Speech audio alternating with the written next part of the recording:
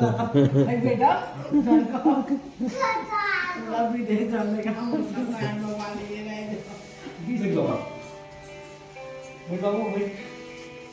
हाँ सचिन बता।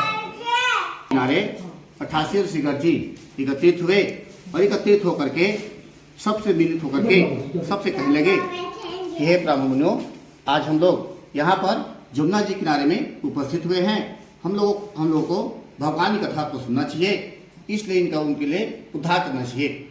इस प्रकार सुन करके सभी ऋषिगण खड़े हो गए और खड़े होकर के एक समिति होकर के चुना गया और बजे होकर चुन करके उनसे कहने लगा कि महाराज, आप हमसे बड़े हैं और पूजनीय हैं, हम आपको मुखारबिंद से करता था। एक दिन भगवान उनके ऊपर दया दिखते हुए इस प्रकार से कहने लगे कि भगवता, तू बड़ा सत्य है और सनातन है, मैं तुम्हारी मनोकामना पूर्ण करने के लिए आ रहा हूँ। भगवान देख ही नहीं, इस प्रकार से भगवान सत्य रूपी बूढ़े ब्राह्मण का रूप धारण किए हैं और बूढ़े ब्राह्मण का रूप धारण करके एक हाथ में कमंडल, एक हाथ में छड़ी लिए हुए वह लाठी टेकते टेकते ब्राह्मण के मकान के पास पहुंच गया। वहीं पर 4-5 लोग घूम रहे थे। सभी से पूछने लगे कि सतन ब्राह्मण का घर कौन सा है। सतन ब्राह्मण से कहने लगे कि इसका मकान कौन सा है। तो लोग बताने लगे कि झोपड़ी से बनी हुई है, यही सतन ब्राह्मण का घर है। इस प्रकार निमित्त होकर के वहीं पर सिद्ध होकर के भगवान पधारे हैं और सतन ब्राह्मण के घर पहुंचे हैं। घास फूस से बनी हुई झोपड़ी से बनी हुई ब्राह्मण ने उनका स्वागत किया और स्वागत करने के पश्चात उनको सुंदर जमीन पर चटाई बिछा करके बैठ गए। भगवान की भक्ति को देख करके सुंदर जमीन पर बैठे हैं। ब्राह्मण ने एक गिलास पानी लाए हैं और एक गिलास पानी पिला करके भगवान को दिए हैं। भगवान ने आधा गिलास पानी को पीकर वहीं पर आधे गिलास को रख दिए और कहने लगे कि सतन ब्राह्मण, तू कौन सा है, इस प्रकार निमित्त होकर के तू मुझे बताओ, आप क्या करते हो। सतन ब्राह्मण कहने लगा, ये ब्राह्मण, मैं तो आपको पहचान नहीं पा रहा हूँ, आप किस रास्ते से आए हैं। श्री भगवान कहने लगे कि मेरा नाम हरि है, मैं बैकुंठपुर का निवासी हूँ और इस प्रकार से मुझे सब लोग हरि कहते हैं। मैं आपसे नाम सुना हूँ और नाम सुन करके आपके शरण में आया हूँ। हे ब्राह्मणता, मैं आपका दर्शन करके कृतार्थ हो गया हूँ। तो सतन ब्राह्मण कहने लगा कि ब्राह्मणता, मैं तो जाति का ब्राह्मण हूँ, बहुत गरीब हूँ, मेरे पास धन धान्य कोई नहीं है और न ही मेरे पास महल अटारी भी है। एक घास फूस से बनी हुई झोपड़ी में मैं रहता हूँ और मैं भीख मांगता हूँ।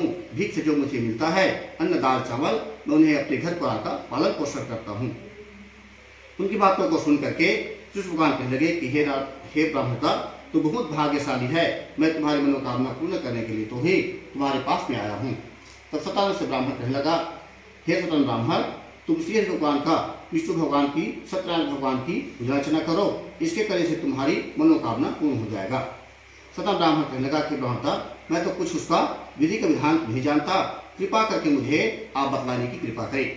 तब श्री भगवान कहने लगे कि ब्राह्मणता, तुम पके केले का फल, घी, दूध, नारियल और गेहूं का चूर्ण लेना और गेहूं का चूर्ण न मिले तो चावल के चूर्णों को भून करके भगवान को अर्पण कर देना, तुम्हारी मनोकामना पूर्ण हो जाएगा।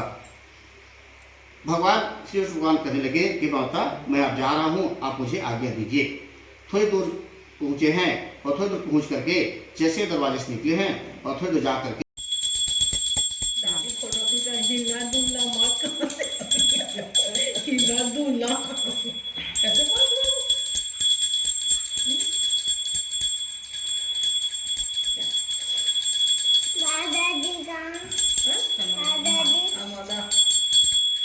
ओम साजन सलोक लज्जा निवारण के दीपम दृश्याताय ताजो नमः।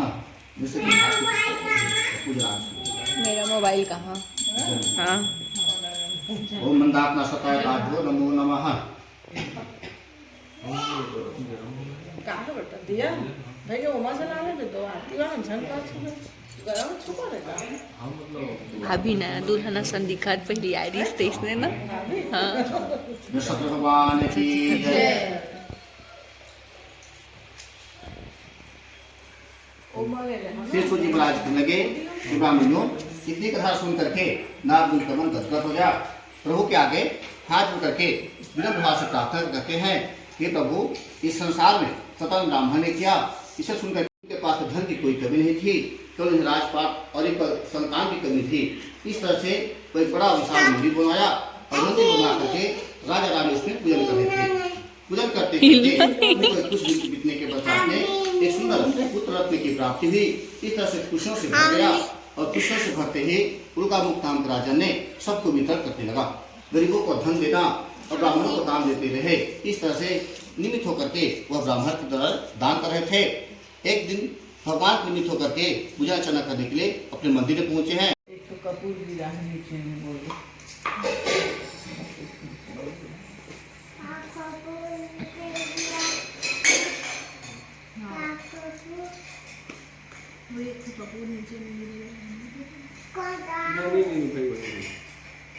स्वाहा स्वाहा नमः स्वाहा स्वाहा योगी नमः स्वाहा स्वाहा तस्माय नमः स्वाहा स्वाहा योगी नमः बैठने दो स्वाहा नमः स्वाहा स्वाहा नमः स्वाहा स्वाहा नमः स्वाहा स्वाहा गणपति नमः स्वाहा स्वाहा भगवती वासुदेवाय स्वाहा स्वाहा नमः स्वाहा स्वाहा नमः स्वाहा स्वाहा नमः स्वाहा स्वाहा कृष्णाभ्यो नमः स्वाहा स्वाहा कृष्णाभ्यो नमः स्वाहा स्वाहा विष्टाय नमः स्वाहा स्वाहा गोविंद नमः स्वाहा स्वाहा हनुमन्ते नमः स्वाहा स्वाहा कुलत नमः स्वाहा स्वाहा चेत्वा नमः स्वाहा स्वाहा काय नमः स्वाहा स्वाहा नमः स्वाहा स्वाहा चित्तो नमः स्वाहा स्वाहा कृष्णाभ्यो नमः स्वाहा स्वाहा शालिग्राम भगवान नमः स्वाहा स्वाहा सूर्याय नमः स्वाहा स्वाहा चंद्राय नमः स्वाहा स्वाहा ब्रह्माय नमः स्वाहा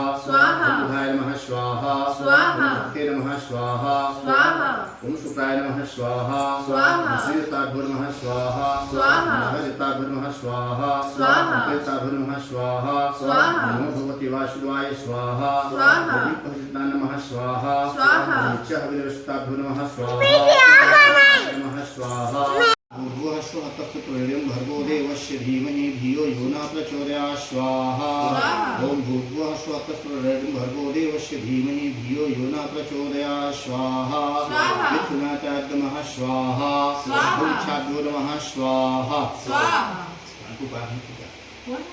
गुरु ना